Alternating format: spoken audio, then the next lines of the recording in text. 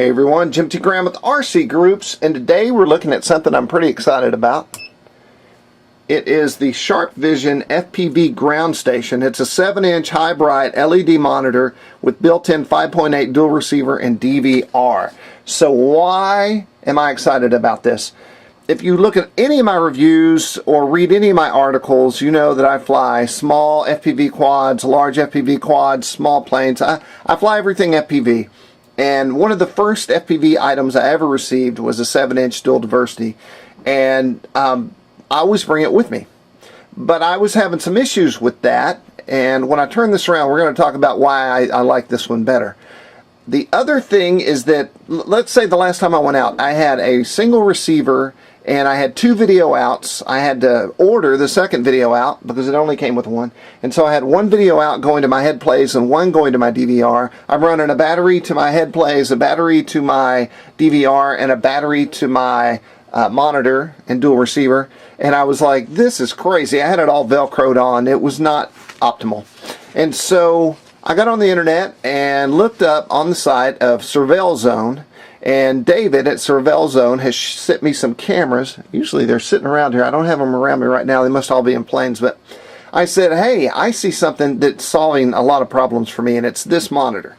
So let's go over what you get in the box. So you get the monitor, of course. It comes with 2 rubber ducky antennas, which we all know we're not going to use. It comes with these cables that plug in the back. We're going to look at that in a second. This is one of the exciting parts for me. So you can use this, or there's another style cable that you can use. And it also is supposed to have had a shroud to protect it from the sun. Mine didn't ship with one.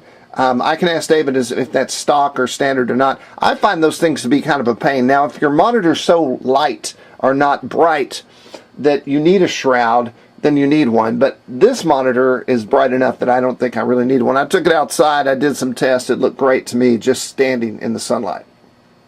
The other interesting thing that it has is this power out. So here's what's interesting about this. The cable's short, so it can't do what I'm thinking, but I could power out of this into my head plays and bypass running a separate battery on the head plays if I wanted to. Just a thought.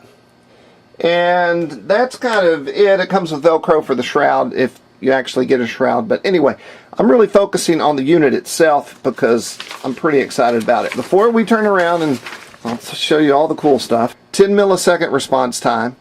It has PAL and NTSC, which is interesting because the camera I'm running this with turned out to be PAL, which this monitor made me aware of that.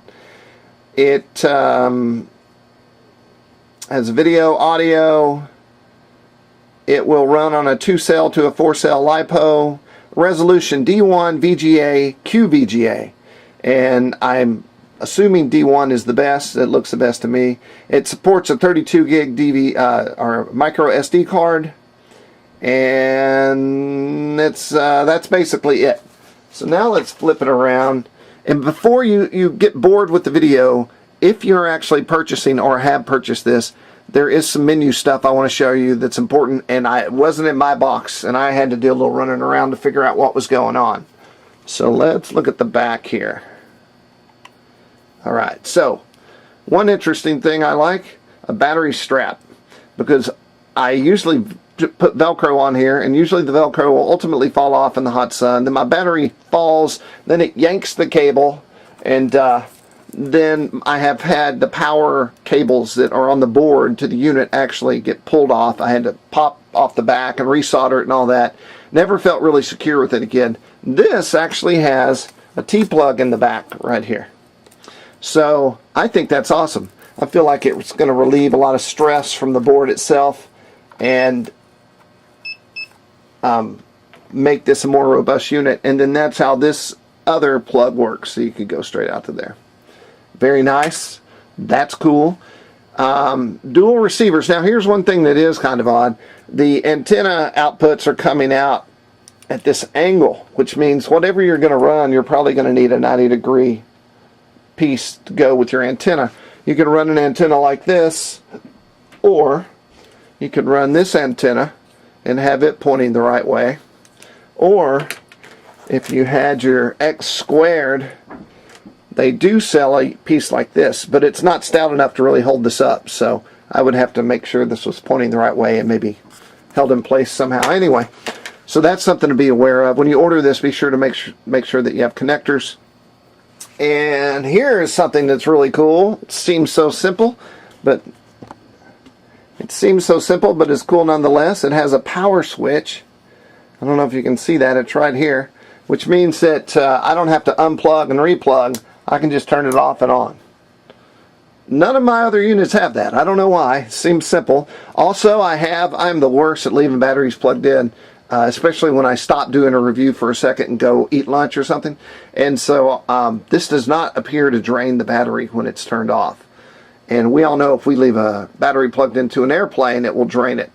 So far so good. You want to unplug your batteries, but in case you forget. Here's another awesome piece. This is really what sold me on this. It's got a micro SD card right here. Well, it doesn't come with a micro SD card. It has a micro SD slot. So I've got a 32 gig card in there, which means I can now DVR off this. And the reason that matters is because the DVR I had last time was tiny, and in the sunlight you couldn't see the screen, and when you hit the record button, you really had to work to make sure you're recording. And I have left the field and actually didn't record because the blinking red light was so little, I thought it was on, it wasn't. Anyway, problem solved. Thank you very much. And so here we have the video out, and then this is your plug for your power out, and it has a USB cable here, and that says for updates. I'm wondering if you could USB out your video that you shoot. So one more thing before I turn back around and talk about the menu. Here's your two buttons, and I thought that these were just buttons you to press, but they're not. They actually are buttons that go left, right, up, down, and in.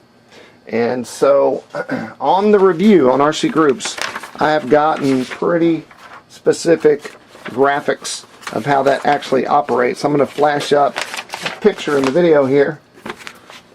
So here is how the buttons actually work. And then if you want to hit freeze frame at some point, here's the functions. I'm going to do a visual so you can see how they work. I didn't have a PDF, so I thought, oh, this will be easy, and it wasn't as easy as I thought. I figured it out ultimately. So to get in the menu, I'm pressing the right button here. You press there, and then if you want to scroll down the menu, you just push down on that button that you just pushed in on. And so I'm not going to mess with this. Well, I could, I guess. It has a scan button, so you don't have to hunt for the frequency with dip switches. You hit scan, so it auto turned off. You hit scan, so what are we on? 5705. Okay, so I hit the scan button, and you see it's scanning. It has this little rotating bar, so no, I don't want that. So I'm going to hit no. I'm going to depress. Oh, I'm hitting the wrong button. Hit the right button. No, I don't like that. So do I like this? 5705. Yes.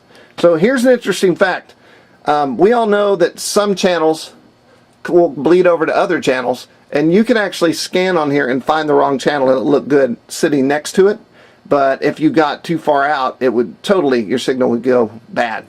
So you want to make sure that whatever channel you actually are broadcasting on is the channel that you pick here, so that you have the best reception as far out as possible. And then if you go down, I'm going to hit yes, so it selects that. You go down, PAL, volume, gamma, brightness. All these look pretty good to me where they were.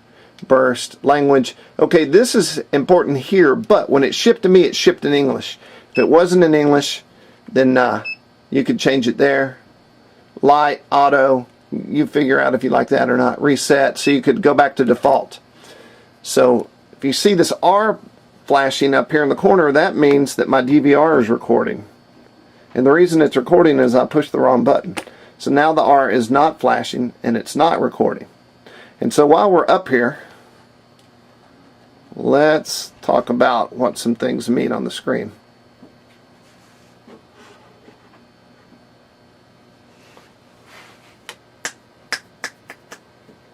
So it looks very low lag to me. So up at the top, there's actually an on-screen display. This is interesting right here, 99.99.1. That means that we're picking up channel or receiver 1, and this is the RSSI for 1 and RSSI for 2. So I was talking to Matt Gunn, and he said, why would you need that? It's weird that it has it. Because as your signal gets worse, your RSSI signal is going to decrease. And I thought, well, maybe you can actually look at this and say, I'm down to 20%. I better turn it around and bring it in. Also, it has a timer. So the amount of time that you've been out, you can actually reset that with your buttons.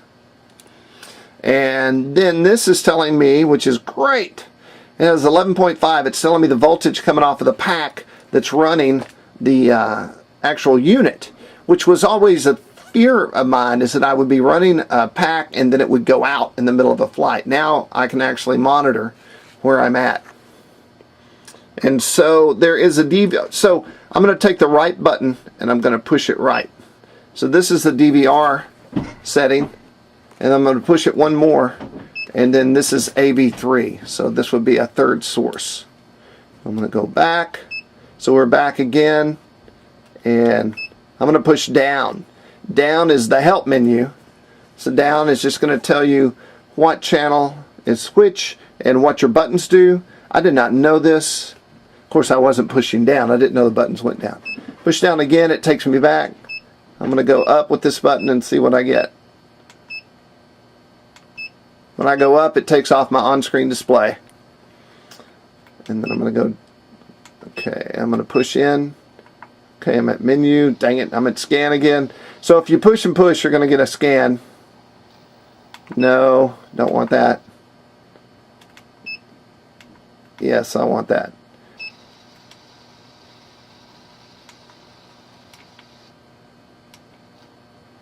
Oh, check that out. So if you go to frequency,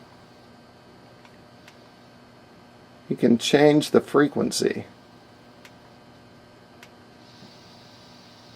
AA. Okay, so now I've got both frequencies on AA.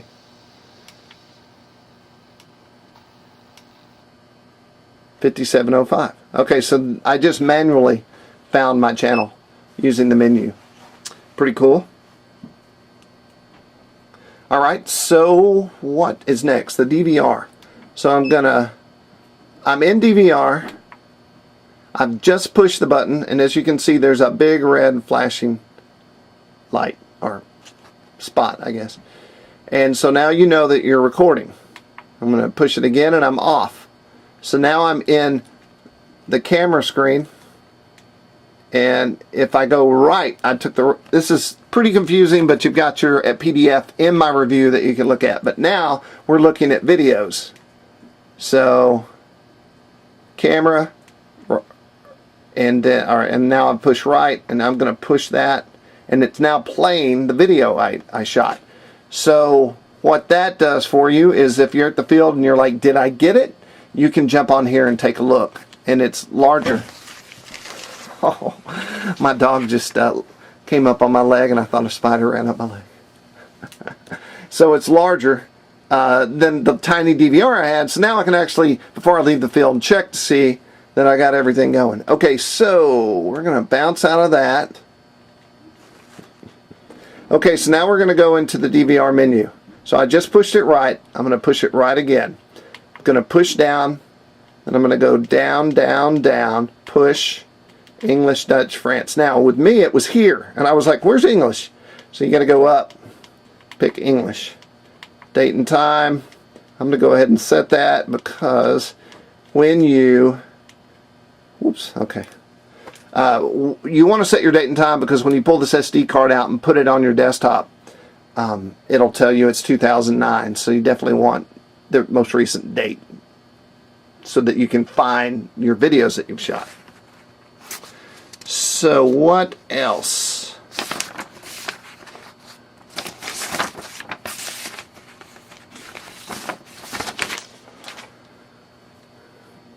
And now we're going to jump out of DVR, go back. So this is probably where I'll live most of the time. And that is it. Dual diversity receiver, DVR, super bright screen, on-off switch, T-plug in the back, video out to my goggles, and this really answers all the things that I needed. $189.99 I think at Surveil Zone. Be sure to check it out. I'm really excited about this unit. I'm Jim T. Graham with RCGroups.com.